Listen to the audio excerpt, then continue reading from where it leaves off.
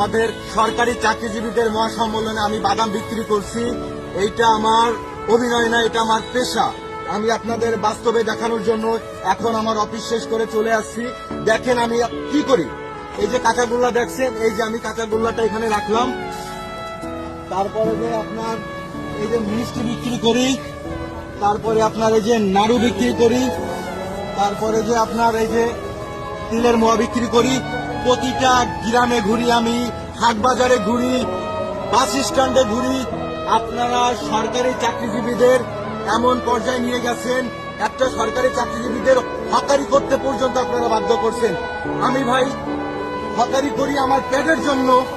আপনারা চাকরি দিয়েছেন, হাজার হাজার লক্ষ লক্ষ কোটি টাকা দেশ থেকে পাচার হচ্ছে, তাদের কোনো খোঁজ খবর নাই। কিন্তু সামান্য প্রজাতন্ত্রের কর্মচারীকে 275 টাকা দিচ্ছেন, 300 টাকা দিচ্ছেন আপনারা টিফিন ভাতা, 100 টাকা দিচ্ছেন ধুলাই ভাতা। একটা সরকারি চাকরিজীবী কিভাবে চলতে পারে? আপনাদের কাছে আমার প্রশ্ন থাকলো। দেখেন আমি অফিস শেষ করে এই পর্যন্ত বাসায় পর্যন্ত যেতে পারি নাই। অফিস শেষ করার পরে আমি এখন বর্তমান এই সরকারির যে আমার কাছে আমার যে মালামাল, সে মালামাল নিচ্ছি। এই ভাইটা আমাকে প্রতিদিন মাল দেয়, এই ভাইও আমার কাছে টাকা পাবে। আমি কতদিন ধরে ভাই আপনার কাছ থেকে মাল নিচ্ছি? এক মাস ধরে ভাইয়ের কাছ থেকে আমি মাল নিচ্ছি। ভাই আমাকে যথেষ্ট পরিমাণ হেল্প করতেছে, আমার যা লাগতেছে টাকা নিচ্ছে না, বাকি আমাকে দিচ্ছে। বিক্রি করার পরে তাকে আমি লাভ রেখে চালানটা তাকে দিয়ে দিচ্ছি। আর যে লাভটা হচ্ছে সেই লাভের অংশ আমি আমার পরিবারকে নিয়ে চলতেছি। আপনারা আর কত আমাদের ভোগাবেন, আর কত আমাদের কষ্ট দিবেন?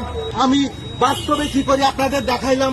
কারণ প্রতিটা সরকারি চাকরিজীবী মানুষের দেখা দরকার, জানা দরকার একজন কর্মচারী কিভাবে 8,250 টাকা দিয়ে কিভাবে সে জীবনযাপন করবে। এইটা কখনোই সম্ভব না।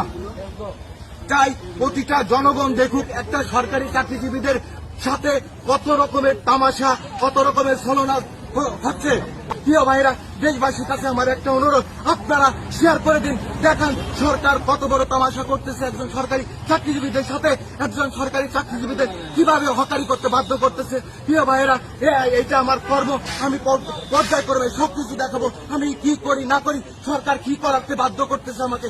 ধন্যবাদ সকলে, ভিডিওটা শেয়ার করবেন, বাংলাদেশের প্রতিটা জনগণকে দেখাবেন ইনশাল্লাহ।